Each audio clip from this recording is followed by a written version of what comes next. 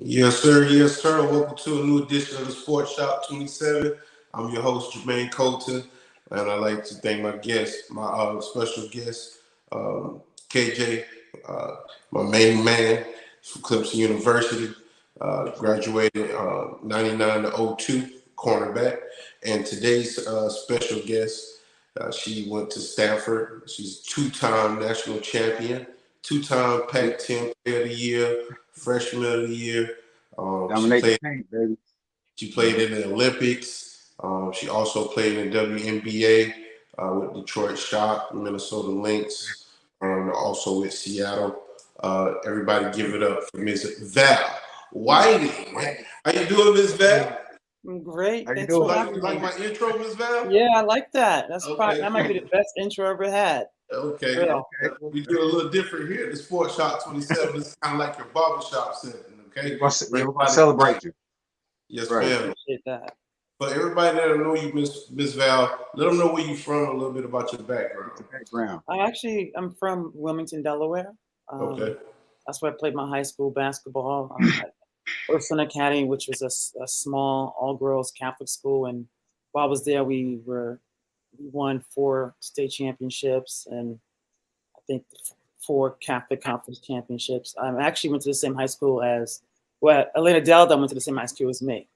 Okay. So that's a little bit of connection from the future in the past. And then I went on to play at Stanford, was part of 2 national championship teams there. When I graduated at Stanford, I was an all-time leading scorer and rebounder in PAC-10 history. And then from there, I went overseas because there was no women's basketball here in the United States. We played in Italy, Israel, and Brazil. Okay. And then the ABL came about, and I stopped playing overseas and came and played in the ABL. And I played for San Jose Lasers and the Seattle Reign. And then in the ABL folded, I went on to play in the WNBA for the Detroit Shock and Minnesota Lynx. Yes, ma'am. All right. Hey, take us back to your childhood. What age you start playing sports, and what sport was your first love? Oh, okay. So I didn't play any sports. My sport was tag, or going out and playing double dutch or jump rope. So I didn't play any sports until 7th grade, and I started playing basketball by accident. My math teacher, Mr. Perlman, said, "Well, what happened was I wanted to be a cheerleader because I was getting bullied in school, and I said, if I become a cheerleader, I'd be cool, and the bullies would stop bullying me." And so what I did was I tried out for cheerleader and did all the cheers and memorized all the cheers, and didn't make it. Didn't even make it was 12 players, 12 people on the squad and a mascot, and I didn't even make the mascot. And then later that week, my math teacher was like, "Hey, you're tall. Why don't you try basketball?" And that's how I started playing. Okay. You was in middle school then, or what grade was you in? 7th grade. 7th grade. Okay, middle school. Yeah. No sports experience at all. All right. So growing up, who did you really look up to? Was it one of your parents? Was it a sibling, a cousin, or somebody you idolized on TV, or a sports figure, celebrity? You mean once I started playing basketball, who I looked up to? Just in general, both. Oh, my parents, big role models for me, especially my dad. And that's who really got me practicing basketball. He would wake me up on the weekends at 6 a.m. We go out to the court, and he'd work on my game, have me playing against grown men, which was, I hated it then, but it paid off. It paid off to be tougher and stuff. And then when I got into basketball, and women's basketball really wasn't on TV that much. Back then, it was only on TV like once a year, and that was just the Final Four games. That's the only time I got to see women's basketball. So my favorite player growing up was James Worthy. Okay. I wanted to be like James Worthy. You Okay. know, so that's who I saw all the time until I finally saw Show Miller for the first time, and I remember recording the games, the Final Four games, and then watched them over and over and over and over until the next year came around when I could watch it again. But yeah, initially it was James Worthy. I was Okay. a Lakers fan. All right. Okay, so when you hit the middle school level, did you dominate right away on the middle school level? No, I didn't dominate at all. I used to score for the wrong team. Like we would switch at halftime, and I would. Oh, come on. That was me. I was that player that like, no, don't shoot, and I would shoot. I score So wrong you team, and didn't know the rules. I was bad. I would be wide open for layups and shoot over the backboard. So I mean, I'm just grateful that my dad, saw something in me that I didn't see in myself, and worked on my game. All right. So right away, when you started playing in 7th grade, you played at power forward center. Yeah, I think so because I was pretty tall. Like I was the height I am now, which is 6'2.5", 6'3", by the time I was a freshman in high school. So I'd always had played in the paint, always played in the post, high post, low post, and when I played against guys, that's what I always did was like battling them, down low. Okay. So who was the competition in the area playing basketball in high school? Who was the competition? My school was actually like one reason why my parents put me in that school is because it had a strong tradition of being it's a strong school in the area with regards to basketball. It was a good academic school, but it was a good basketball school as well. So, and most other teams in the Catholic Conference were good. But then after I started dominating, like I think I averaged like 30 points a game my senior year.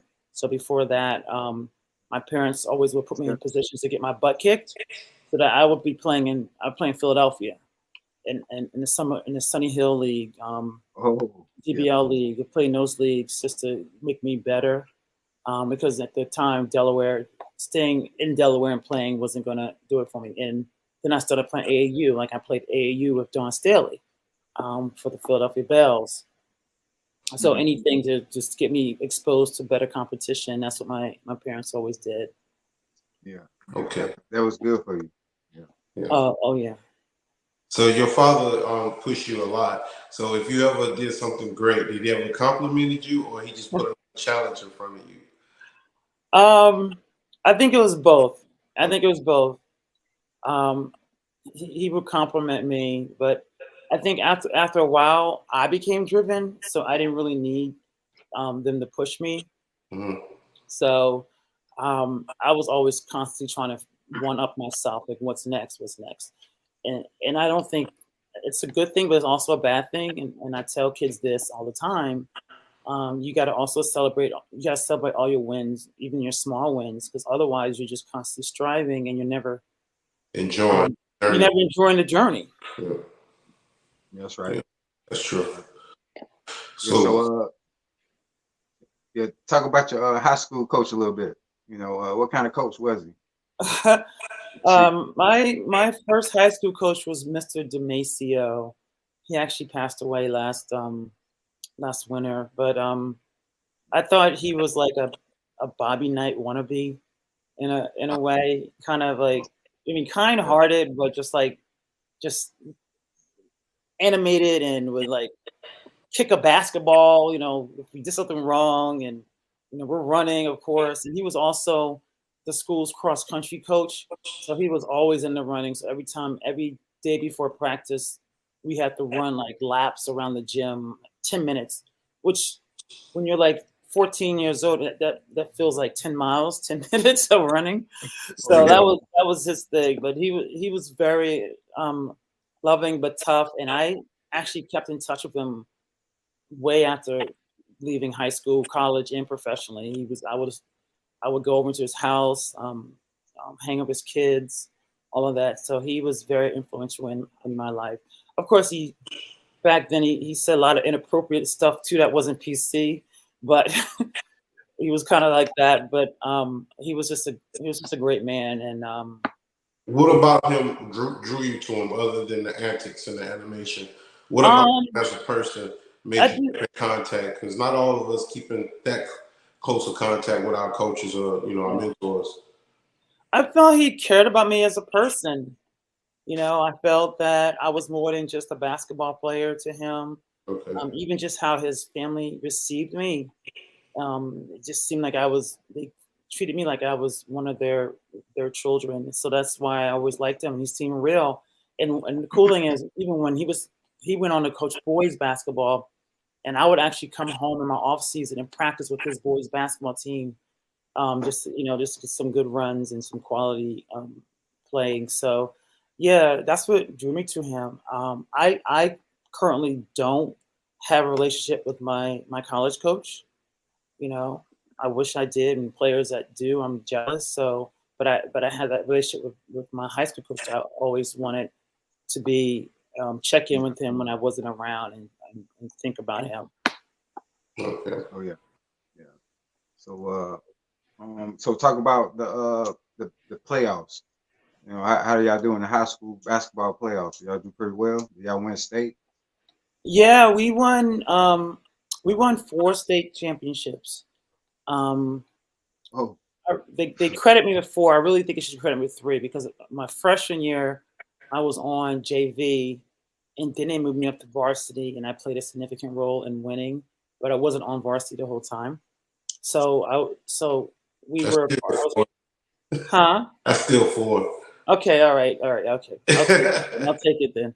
But Delaware is not like, well, I live in the state of Washington. They have like 1A, 2A, 3A, 4A, all those different based on the size of the high school. And Delaware is not like that. Everybody plays against each other. And my school was small. Like my high school class was 52 girls only.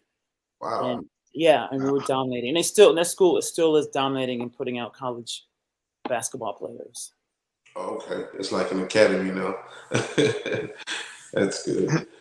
that's good. So talk about your teammates in high school. Did you play against a lot of blue chippers? I heard you said before that you played with Dawn Staley at one point in that DC, Philadelphia area. Talk about playing with some of the women that ended up playing D1 like yourself and going on to the WNBA as well in high school in that area. I know it was a couple hoopers in that area.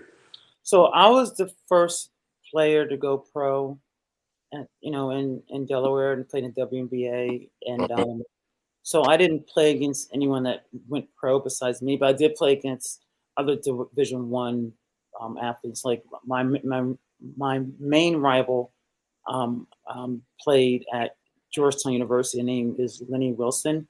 So my school was Ursuline Academy. Her school was St. Elizabeth's High School, and we every year for the state championship, that's who we played against, the same school.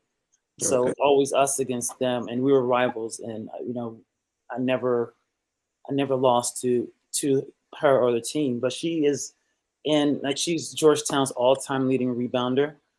She's also in the Georgetown Hall of Fame, and that was who I was always going up against. Even though we ended up playing with each other for AAU, and she played overseas professionally, but she didn't make it to the ABL or the WNBA. Okay.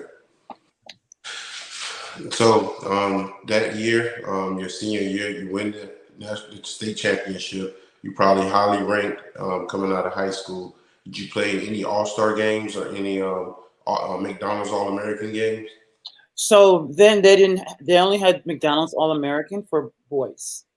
Oh, I'm not entirely sure when they had the McDonald's All-American for girls. okay. So no, I was All-State. I was Parade All-American. I don't think we still even have Parade All-American now. Yes, they still. They do? Yeah. Okay. I was Parade All-American. I think I made like All USA Today, like 3rd team or something. So I wouldn't say I was highly ranked as some of the people who got all the hype around them. Mm-hmm. And what's interesting is I ended up having a better college career than some of the young ladies that were ranked higher than me. So I always tell kids that doesn't necessarily mean anything. You can be low ranked and come out and everybody knows your name, or you can have a great college career and your pro career is not as great. Like I had a better college career than Lisa Leslie, Lisa Leslie was a better pro and international player than I ever was. So you just can't always look at where you are right now and say, oh, so and so's better than me, but you don't know how it's going to be 5 or 6 years from now. Yeah, you're right. Even though we got the NFL draft coming out, it's a lot of projected high players. That don't mean that they're going to live up to the expectations when they step on the field for their entire career. Oh yeah. Yeah. So talk about a recruiting process. What schools was looking at you coming out of high school at that time? At that time, every school was looking at me pretty much. I think I didn't get recruited by Tennessee or Texas. Or Texas came pretty late, but I was then they could call you all they wanted. Was constantly getting phone calls, lots of letters. I was really excited getting a letter from Cheryl Miller because I've seen her on TV and USC was using her to recruit. But it came down to 3 schools. It came down to Stanford, Virginia, where Dawn Staley went, and actually University of Iowa. Vivian Stringer was there at the time. And so those are the 3 schools I visited. I was going to visit more, but it was like a waste of time. It was just 3 schools. And really, I only visited University of Iowa because I had so much respect for Vivian Stringer as a person and as a coach. So I had to, at least go there and see what was going on. But honestly, at Iowa, all I saw was corn. And so it wasn't the place for me. Ain't much. I played arena football there. Yeah, about right. That's corn. What is it, Des Moines or something? I can't remember. In Iowa, it's nothing but cornfields, and then the capital out there. But Miss Val, talk about the experience that you had on those visits. What swayed you to Stanford out of going to those campuses and seeing their facilities, meeting their coaches? I think first of all, I always had a fascination with going to California. So I think Stanford was had an advantage because I wanted to be in California. And I had seen Stanford's campus the year before on an unofficial visit, and it was beautiful and hung out with the team and everything unofficially. And then my official visit, which really actually the visit I had the most fun on was the University of Virginia. Like I had never partied so hard, So that was closer to home too. Yeah, it was closer to home, but I knew that I wanted to go to Stanford. Just also wanted to be a doctor and wanted to be pre-med, and I thought Stanford would be the best place for me. But Virginia, I had so much fun. Cool. Yeah. So what coach or player welcomed you to Stanford? I cannot even remember who I visited. Oh, I stayed with Sonia Henning is who I stayed with. She was a great point guard at Stanford. And now she's an attorney for Nike, big time attorney for Nike. But yeah, Sonia. And Sonia also professionally played for the Comets and won a championship with them. That's great. Great. So you get on campus, you start your first practice as a freshman. Are you redshirting or you starting straight out the gate? No, I'm starting straight out the gate now. One thing I didn't do for my freshman year going to Stanford, I showed up out of shape. And I did not do the summer workouts. And that put me behind right away. That put me behind physically, and it also put me behind in the eyes of the coaches because I looked like somebody who wasn't willing to do the work and be ready for the season. But as a freshman, I got a good amount of playing time. I led the team in rebounding off the bench. I was national freshman of the year and PAC-10 freshman of the year. So I had a really good freshman season, and then winning a national championship that your freshman year, you just feel like that's normal, even though it's not. Yeah. So you go on campus your first year, and you feel like the big freshman, on campus. Everybody knows you. You PAC-10 player of the year as a freshman. Also, national freshman of the year. What's going through your mind during that time in your career, in your life? What were your focus? Were you knowing what you were accomplishing at that point, or were you aware of it, or were you just kind of just living your life and doing what you normally been taught? I was just pretty much living my life, taking each game at a time. I didn't. I had no goals going into it, which is really weird because I tell kids all the time, write your goals down. But I don't remember having any goals or playing time. And in fact, I'm not sure if I expected to play because we had 5 post players on our team.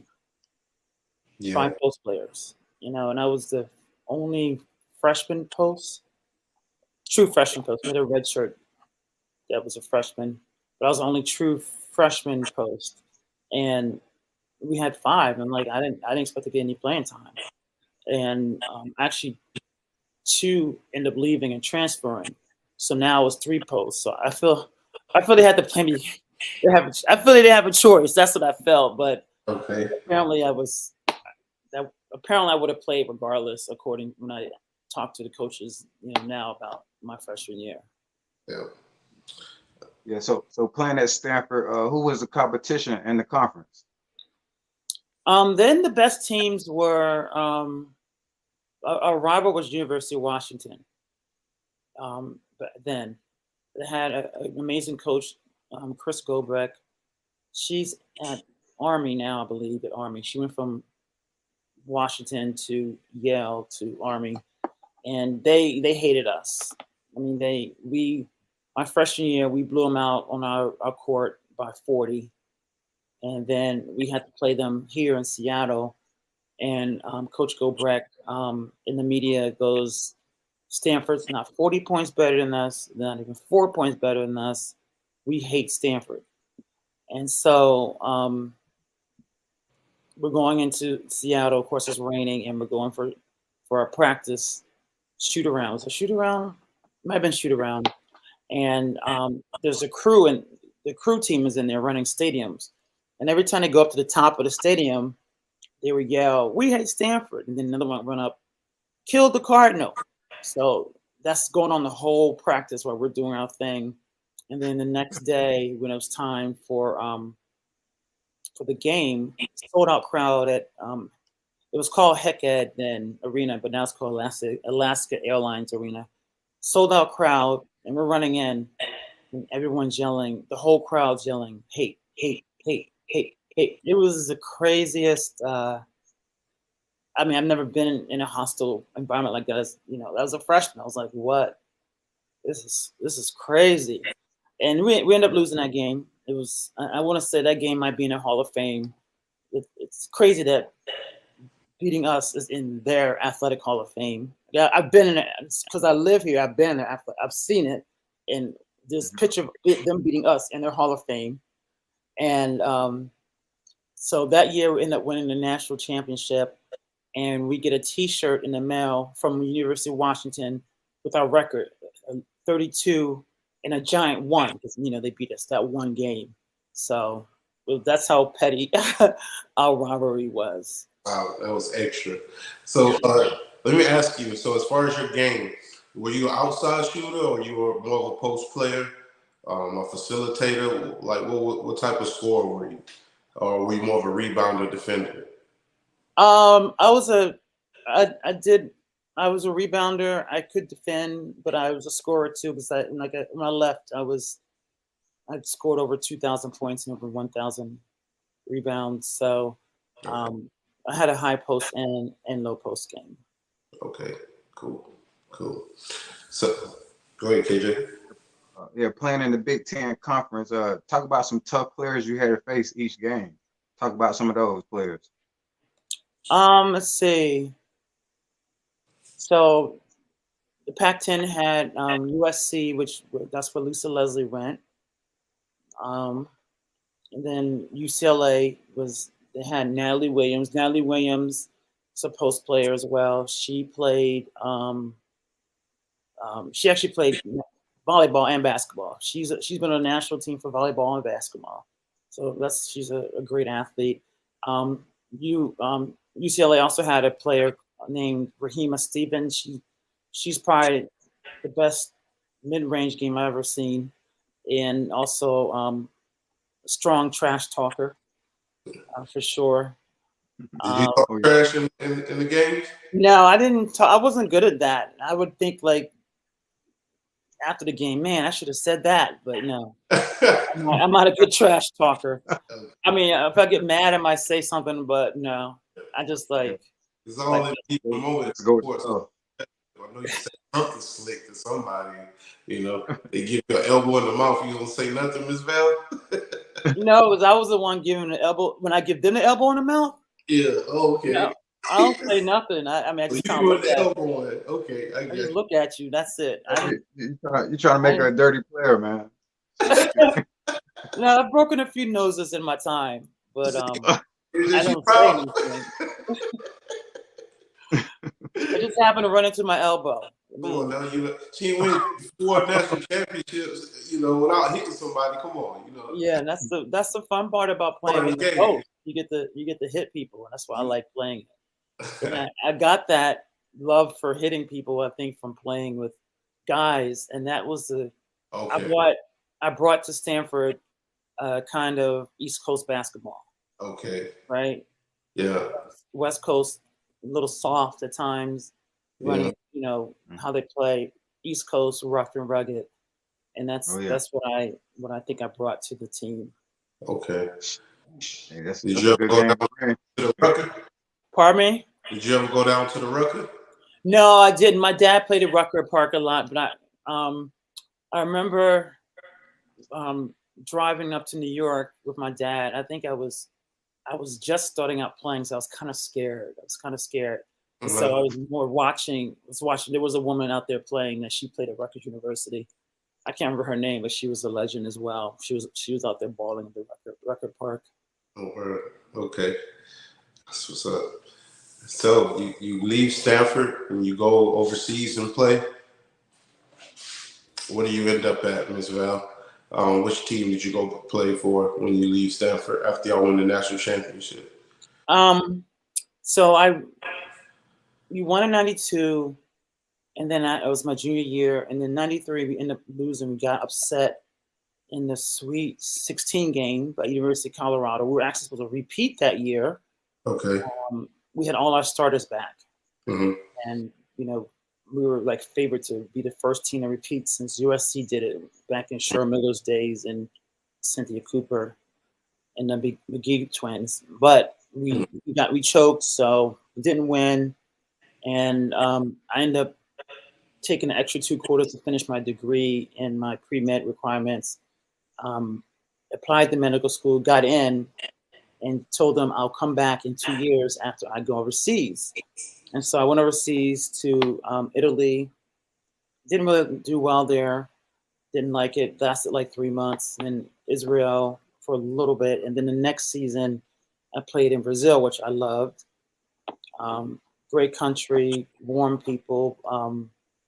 I didn't stand out because people look like us there. It's the largest African descent population outside of Africa is in Brazil.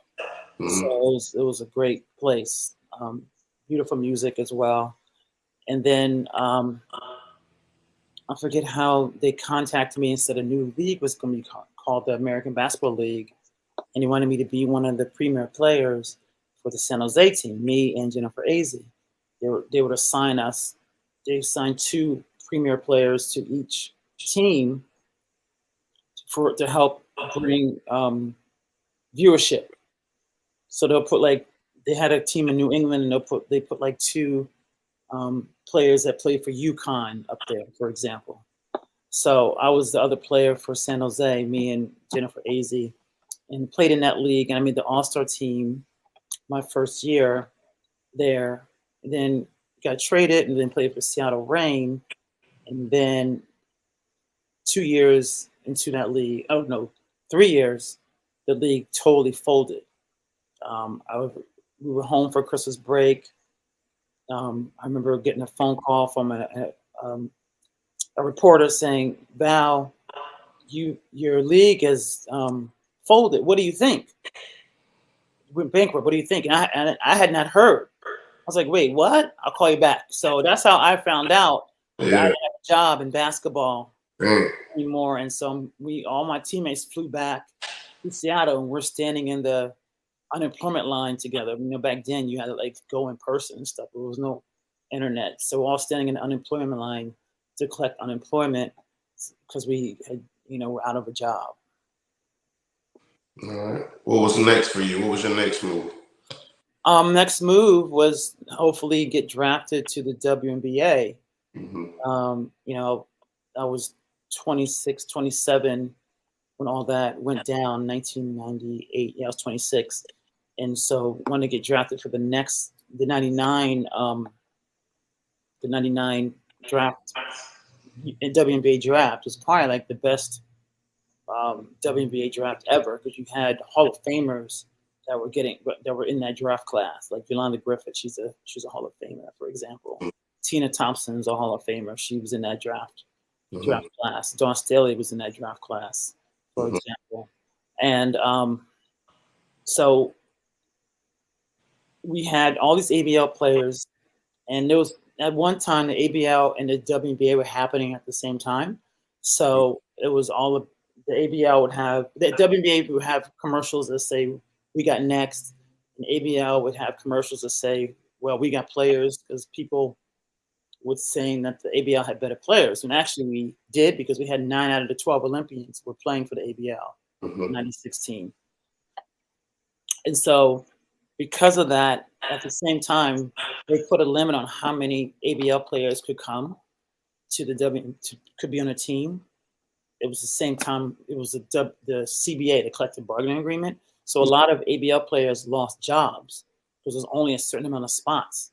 There's only 3, like roughly only, it's like 20 players. There's only 3 players per team. Now I was blessed enough to get drafted in the second round to Detroit Shock. Okay. So what was that feeling like? It was relief, because it was always, you were talking to different teams, and this team said they're going to draft you. That team said they're going to draft you, and you're in the middle of the draft, and the team that says they're going to draft you doesn't pick you, and so you start stressing. And so it was relief that I got picked up. Yeah. Was it a real struggle during that time for you before you got picked up by Detroit?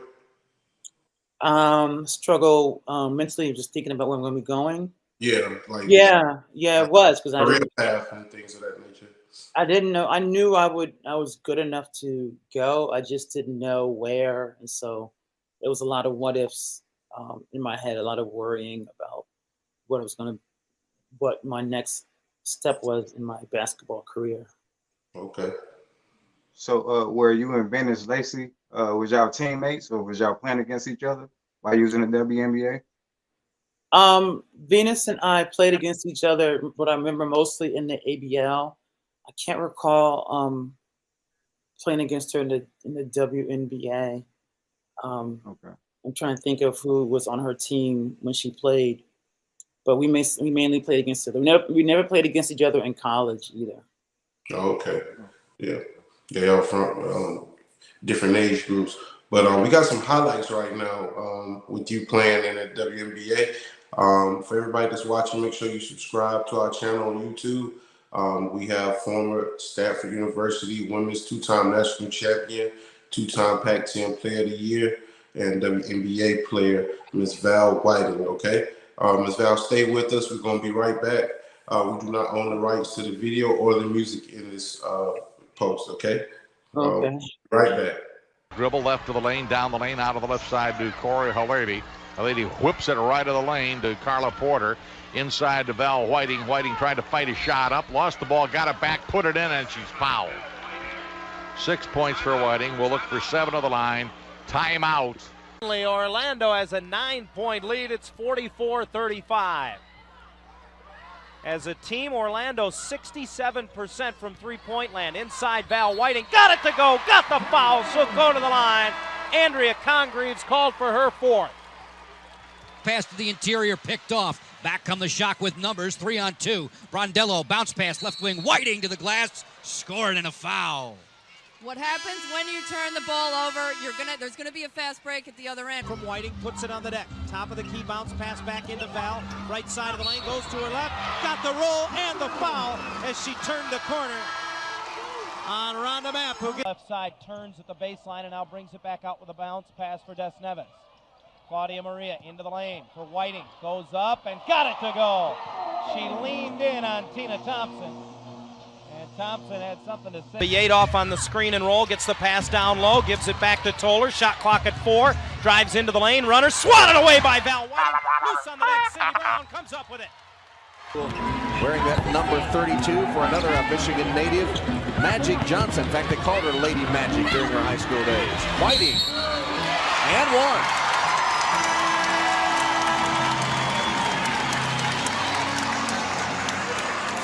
7-5 sideline against Carla Porter, 20 to shoot, wants to break her down.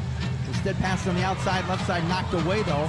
Braxton to Weidman, Brondello near steal. Weidman goes to the baseline, shot up, swatted by Whiting, out of bounds, off of Weidman. Now they'll say it's off of Val Whiting, 12 to shoot. Things for Whiting, now left wing Jennifer Azzi. Looking to post up Wendy Palmer, Azzi has it to Palmer, left block. Back to Jennifer. Doesn't shoot the 3, instead puts it on the deck. Outside for Whiting, up there, jump shot, left side, yes! Val Whiting. 11 points, 66. Halftime. Couple of head fakes by Palmer. Easy for Whiting. Whiting over Hampton, and she gets the roll. And that's good, solid defense by Hampton. If you're going to get beat on shots like that, then so.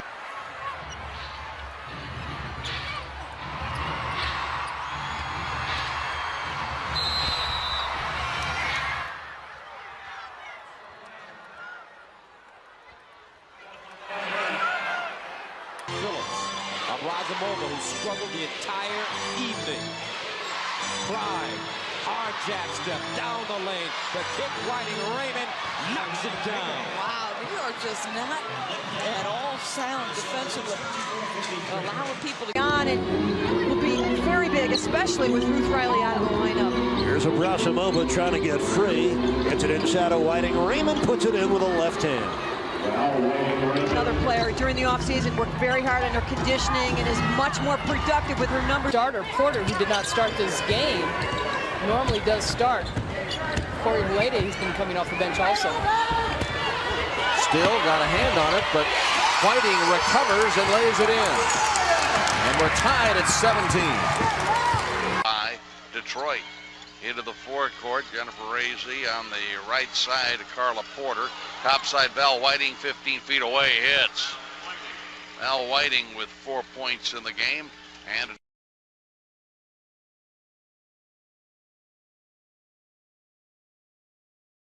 all right, we back. So Miss Whiting, you was giving it to him. Outside, inside, across the middle. Those guys back in New Jersey, Delaware, they took it hard on you. I could tell because you wasn't playing without, you had to feel the defender. So you always use your elbow to find out where they were at. So I could tell. So, so talk about that technique. What is the best technique to use in the post? What I do find that a lot of kids don't know how to post up. Coaches don't know how to teach them how to post up, but all about using your obviously your butt and your legs and getting a wide base and getting your arms big and wide as well, not just not a small target, but as big as possible to hold off the defender. So it does take some upper body strength as well to hold on, and also it's being efficient. Like sometimes you don't necessarily have to fight. There's been times where I let the defender get around me on defense, but play here for the next pass, set her up for the next pass. So it's cat and mouse as well in there. Okay, you just finding your open spots. Yeah. This era they don't really use the post like that. Anyway. So, but my question is, what was your chemistry with your teammates each week? So y'all can go out and play on a high level. I actually cannot remember. I do know, some of the people I play with have become lifelong friends. People that, like, for example, when I played for Minnesota, Janelle Burst and I were competing for the same position. as a starting center, and you know we were battling day in and day out, you know, trying to kill each other, but we were friends off the court, and we still are friends. So that's the cool thing about basketball is that you develop a family that you know that's not blood related, and because of what you go through together, you end up developing a bond that most people wish they could ever have who didn't play a sport. I understand. All right. So we have another, film we go get into real quick, another clip. This is, I guess, you showing your mentorship. You have a mentor program or you're coaching as well. Talk about that a little bit before we go into this clip. I lost my job because of COVID like 3 years ago.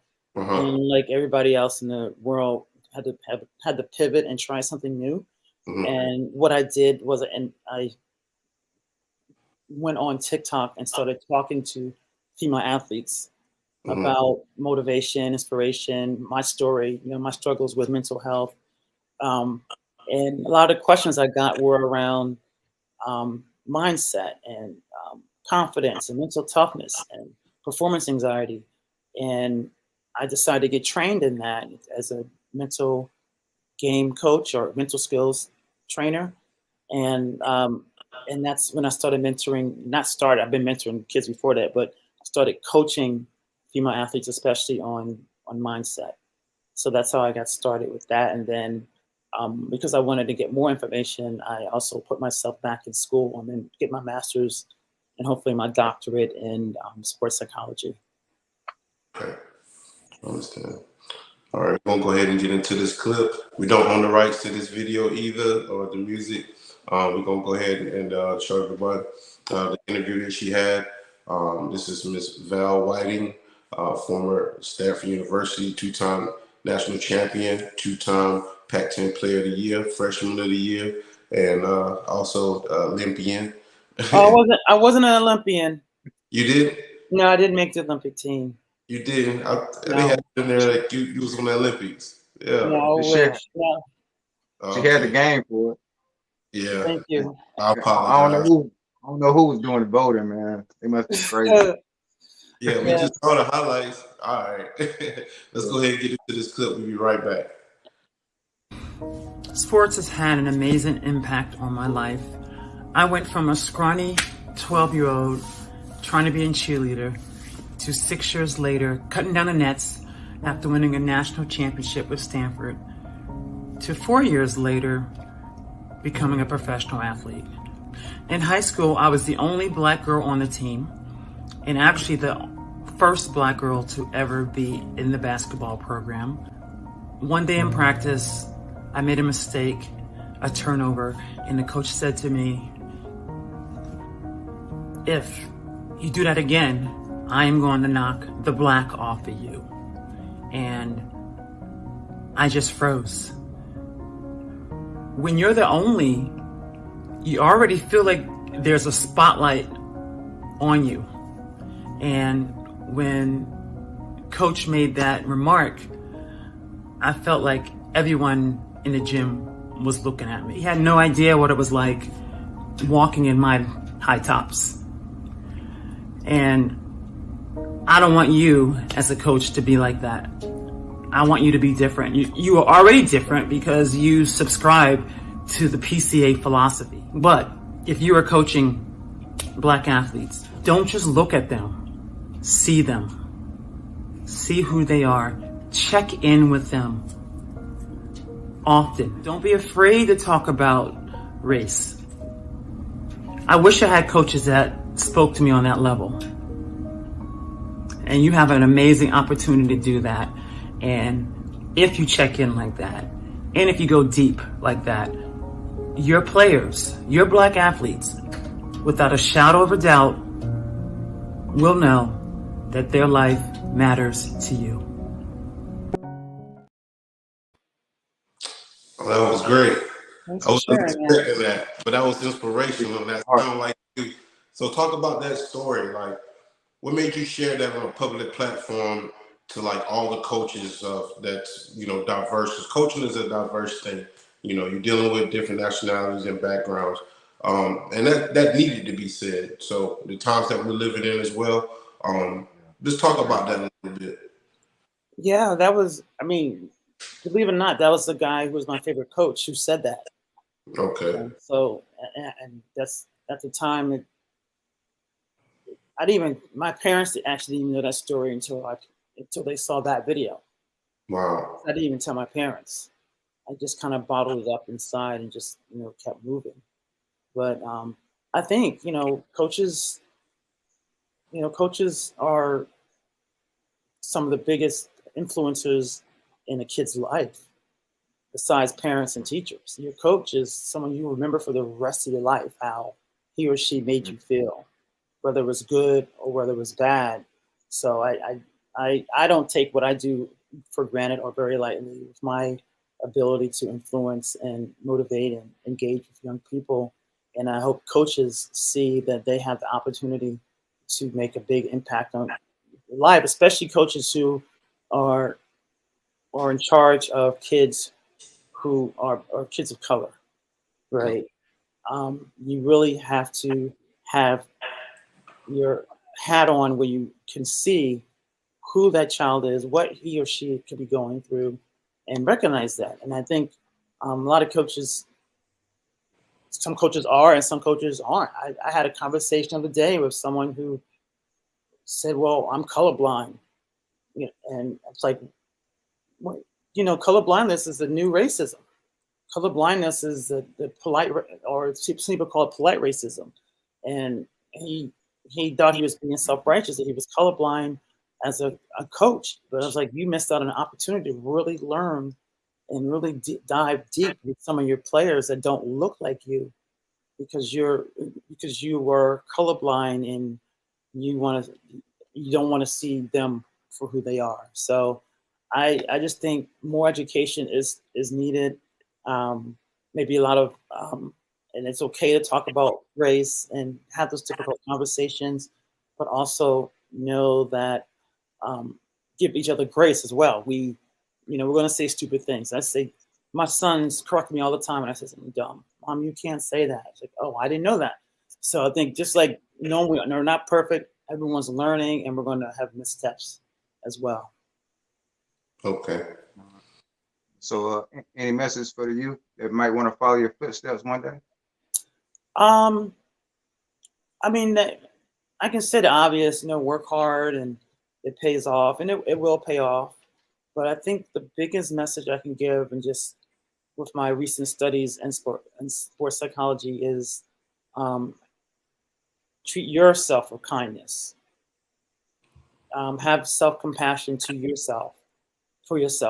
Talk to yourself like you would talk to your best friend.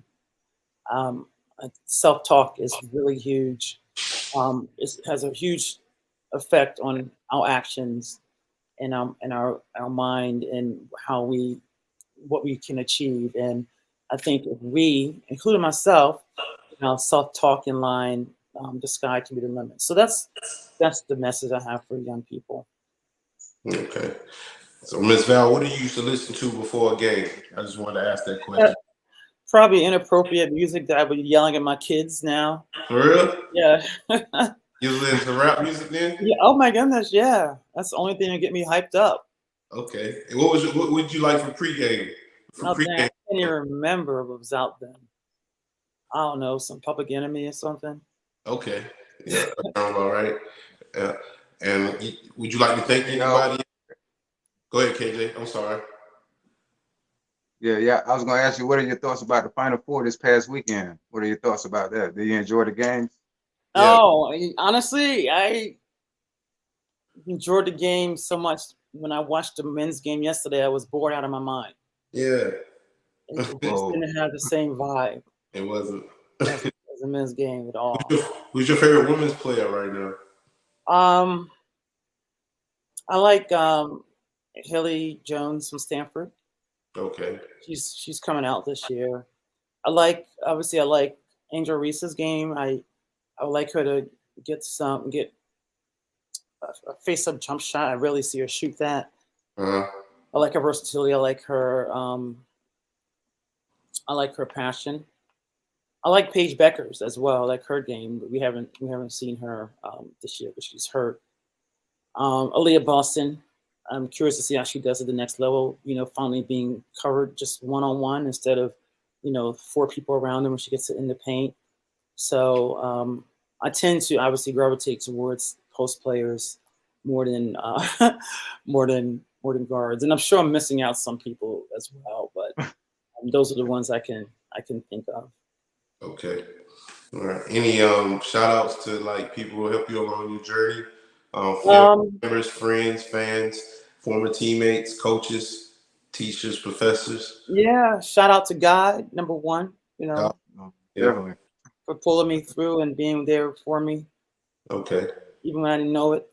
Obviously, my parents, my sister being a supporter, Mrs. Lewis, my 7th grade teacher, who always told me how smart I was, and and held me accountable. That time when the substitute teacher came to school when I was acting up.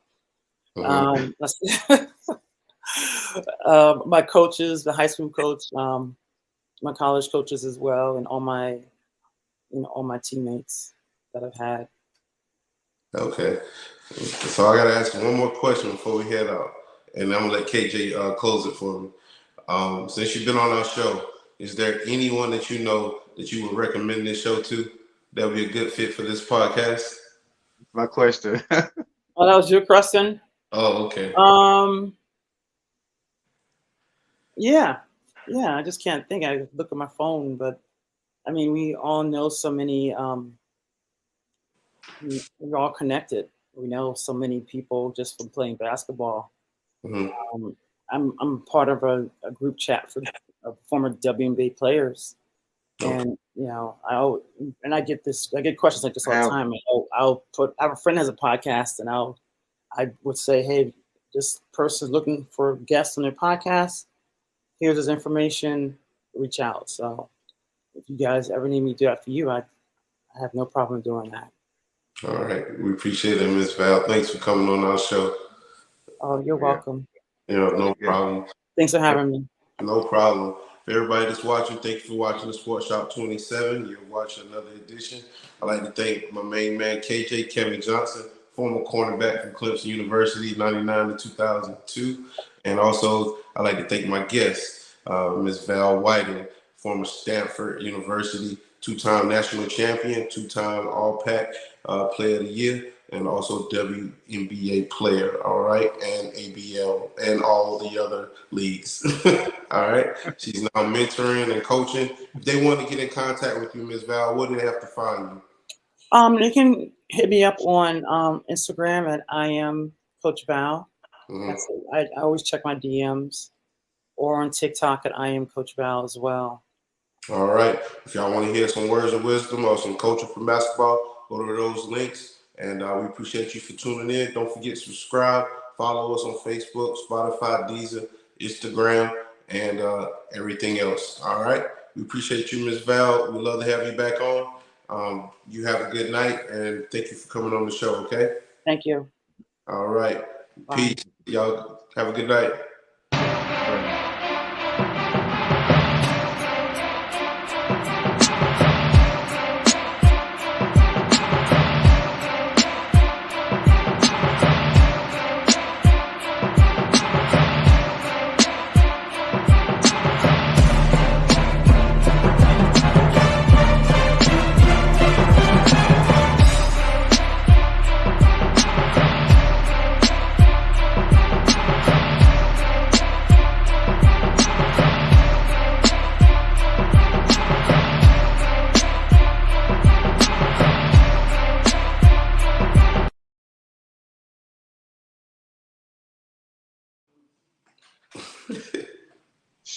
Smart lady, man. Yeah. Yeah.